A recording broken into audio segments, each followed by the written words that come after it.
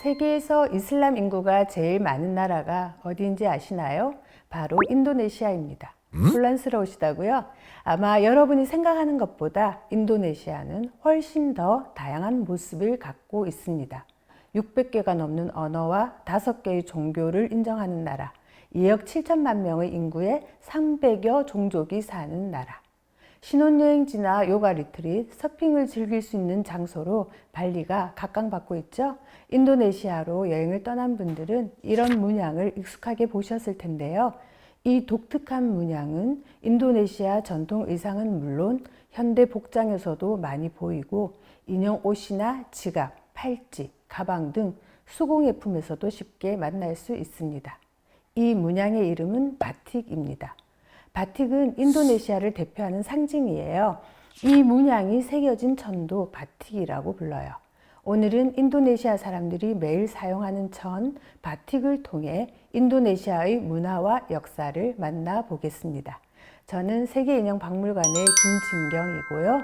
인형을 통해 세계의 문화와 역사를 소개하고 있어요. 자, 그럼 흥미로운 바틱을 만나보실까요?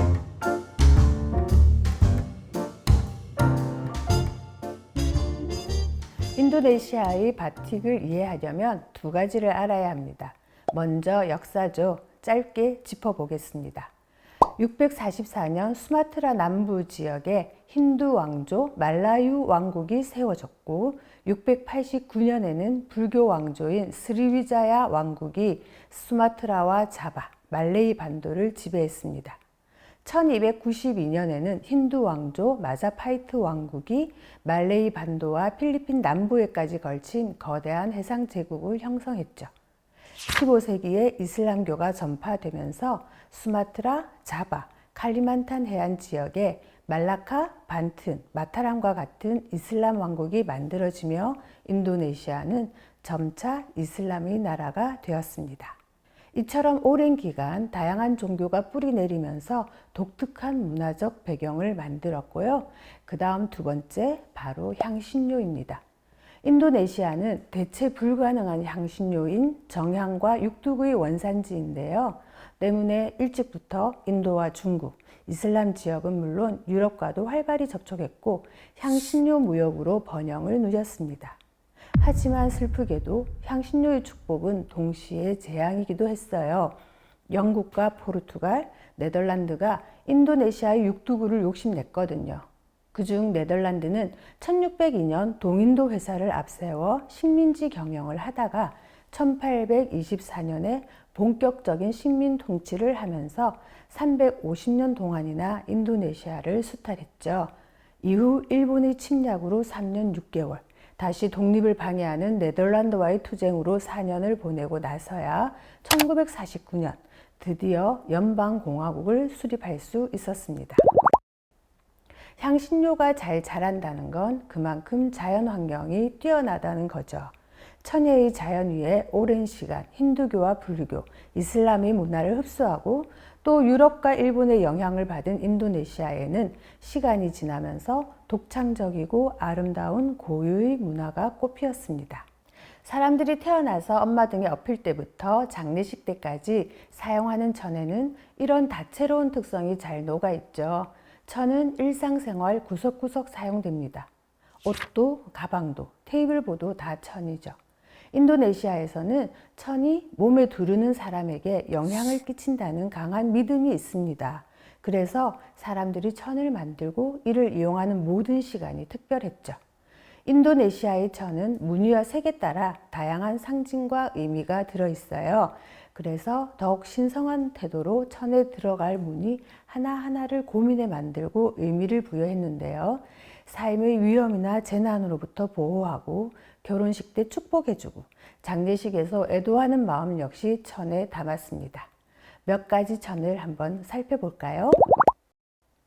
발리에서는 신성한 천 게링싱을 만듭니다. 질병이라는 뜻의 게링과 아니오라는 뜻의 싱이 합친 단어인 게링싱은 질병이 없다, 즉 아프지 않다는 걸 의미합니다. 인도네시아에서는 이 직물이 사람들을 신체적, 영적 질병에서 보호해주는 힘이 있다고 믿죠. 북스마트라 토바호수에 사는 바탁족은 우로스라고 하는 천을 만들어요. 그들은 태양과 불, 그리고 우로스라는 자애로운 신적 존재가 인간에게 따뜻한 기운을 준다고 믿거든요. 그래서 우로스 문양을 통해 장수와 기쁨, 축복을 기원합니다. 그리고 오늘 소개할 인도네시아 직물공예의 정수, 인도네시아 자바섬에서 시작된 염색 기법인 바틱인데요. 이 말은 자바어로 점이나 얼룩이 있는 천이라는 뜻의 암바틱에서 유래했어요. 바틱으로 만들어진 천 역시 바틱이라고 불리죠. 바틱의 기원이 언제인지는 확실치 않습니다. 바틱은 인도네시아의 직물공예로 화려하게 꽃피어 나라의 정체성이 되었습니다. 특히 욕야카르타 특별주, 동부 자바 지역 궁중에서 바틱은 철학과 종교, 세계관을 담은 상징 체계로 오랜 기간 세련된 형태로 발전해 왔어요. 17세기에 수라카르타와 욕야카르타 통치자들은 궁중에서 바틱 드레스를 입으라고 명령했어요. 궁중 바틱에는 특별한 청색과 흰색, 그리고 왕족의 상징인 소가 갈색이 주로 사용되었죠. 현대에도 바틱 사랑은 여전합니다. 1972년부터 공식 행사에서 바틱 셔츠를 입고요. 정부가 공무원에게 현지 모티프가 있는 바틱을 입도록 권고해 학교나 관공서, 회사에서는 매주 금요일에 바틱을 입곤 합니다. 바틱은 나병입니다. 밀랍을 이용한 염색이죠. 옷감을 염색하기 전 찬팅이라는 도구에 뜨거운 밀랍을 넣어 천에 무늬를 그려 넣어요. 그러면 염색 과정에서 이 밀랍 무늬 부분에 물감이 스며들지 않겠죠? 그렇게 천을 물들인 뒤 밀랍을 녹여주면 밀랍액으로 그린 부분만 흰 선으로 남습니다. 이렇게 연한 색부터 천을 염색해 나가면서 계속해서 밀랍액으로 천에 그림을 그리고 염색하고를 반복합니다. 몇 번 어느 색으로 염색을 하느냐에 따라 또 어떻게 무늬를 그리느냐에 따라 무늬는 다양해집니다. 이런 과정으로 만들어지기 때문에 바틱에서는 똑같은 패턴을 찾아보기 어려운데요. 바틱의 문양에는 인도네시아를 구성하는 다양한 문화 요소들과 자연, 사람을 사랑하는 마음과 평화의 갈구, 세상의 많은 위험으로부터 보호받고자 하는 마음, 또 삶의 지혜를 구하는 명상 등의 내용이 상징으로 들어가 있습니다. 이러한 상징 덕분에 인도네시아에서 천을 만드는 일은 신성한 일이었어요. 새로운 패턴을 떠올리기 위해 기도를 올리기도 하고 패턴을 모방하는 행위는 불경하게 여겨졌습니다. 가장 대표적인 바틱의 패턴은 중부 자바 지방의 왕족이 사용한 겁니다. 바틱 문양이 담고 있는 상징이 중요했기 때문에 8가지의 문양은 왕족이 아니면 쓸 수가 없었습니다. 대표적인 4가지를 살펴볼게요. 인도네시아 전통 단검 크리스의 형상을 한 파랑의 기원은 16세기 마타람 시절로 거슬러 올라가는데요. 술탄이 명상 중에 이 곡선 문양을 떠올렸다고도 하고 다낭 수타 위자야 왕자가 해안을 관찰하면서 고안했다고도 합니다. 아레카 야자 나무를 본뜬 카웅은 가장 오래된 바틱 문양으로 그 시작을 13세기로 추정하고 있습니다. 야자 열매와 꽃의 반복이라는 단순한 패턴이지만 우주의 에너지와 장수, 영생을 상징하죠. 사와스는 가루다 새의 날개 모양을 하고 있습니다. 인도네시아 국가 문양에도 그려진 전설의 새 가루다는 힌두신 비슈누가 타고 다니는 새인데요.